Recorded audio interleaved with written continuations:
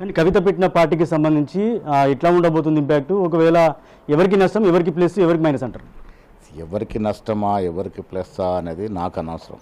కాంగ్రెస్ పార్టీకి half NP కూడా నష్టం లేదు. ప్రజాస్వామ్యంలో ఎవరైనా పార్టీలు పెట్టుకోవచ్చు. దాన్ని కాంగ్రెస్ పార్టీ స్వాగతిస్తుంది. కాంగ్రెస్ పార్టీ ఇవాళ ప్రజలతో ఉన్నది, ప్రజలకు ఇవ్వాల్సిన ఇస్తూ ఉన్నది.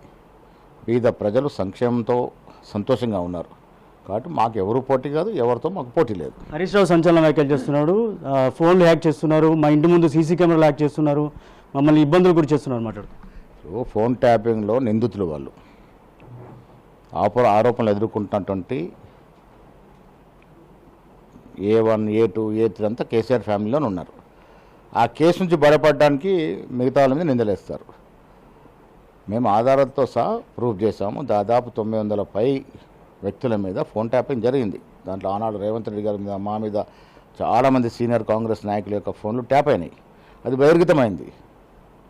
టెలిఫోన్ సంస్థలు ఇచ్చినటువంటి రిపోర్ట్లు అది బహిర్గతమైంది. మేమంతా కూడా మా వాంగ్మూలం ఇచ్చినాము. కేసు నడుస్తూ ఉంది. ఫోన్ ట్యాపింగ్లో వాళ్ళు ఎలాగూ పనిష్మెంట్ కావాల్సిందే. సో వాళ్ళు ఎలాగో తప్పు చేశారు కాబట్టి ఆ నేరం మా మీద వేసే ప్రయత్నం చేస్తూ ఉన్నారు.